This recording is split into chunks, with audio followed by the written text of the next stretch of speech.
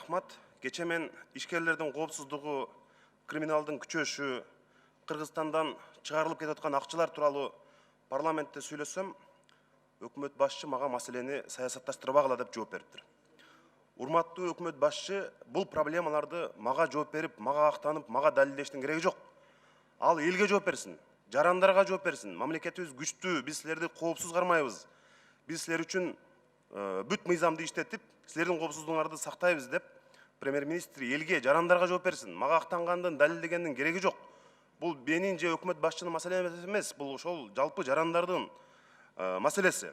Эми саясатташтырат дейт, саясат болуп кетти деп бир такыр сүйлөбөй коелу парламентте. Биз проблеманы айтып турушубуз керек. Ооруну жашырсаң өлүм ашкерелет дейт.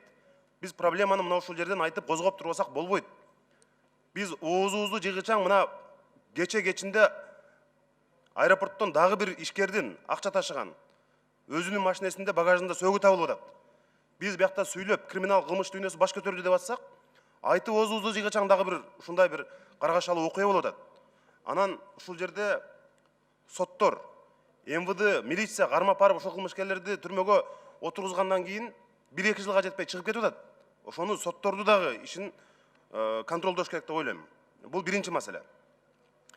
Экинчи маселе, мына Баткенде чек аралаш айылдарга барып келдик. Биз Аксай, Актатыр, Максат айылдарына чейин проблема абдан кайнап атат. Чек араны тактоо боюнча иш алып барган Жеңиш Рызаков баштаган комиссия ошол жерде жергиликтүү элдин үнүн укпай атат деп нааразы болгондор көп. Ошол Актатыр айылдык кеңешинин депутаты Калмурзаев баштаган Муктар Али депутаттардын үнүн сөзсүз ошол комиссия уксун. Анткени алар жанагы 275 метр кыргыздын жери тууралуу абдан көп кайрылууларды айтышты. Мындай жол бергилис нерселер болуп атат деди. Ошон үчүн комиссиялардын үнүн сөзсүз угуш керек. Экинчиден, мына Максат айылы. Мына өкмөт жакында бюджетти алып келатасыңар. Ушул чек аралаш айылдарга өзгөчө көңүл буруп, акчаны аябаш керек деп айтат элем. Социалдык объекттер болобу? Ошол Максат айылына азыр 2 километр каналы курулуп токтоп калыптыр. Калган 4 километрин 4 чакырымын ошол 2026 жылга чейин курабыз дептир. Эгерде ошол 4 чакырым каналдын курулушун тездетсек, Максат айылында 1000дей кожолук пайда болуп, жаштар үй менен камсыз болот. Ошону мына Кытайдан келаткан таза сууга 100 миллион акча долларына жакын акча, башка акчалардан ошол биринчи кезекте ошол чек арада турган элге камкордук көрүп, ошол акчаны ошол каналдын курулушуна жумшасаңар деген өтүнүч.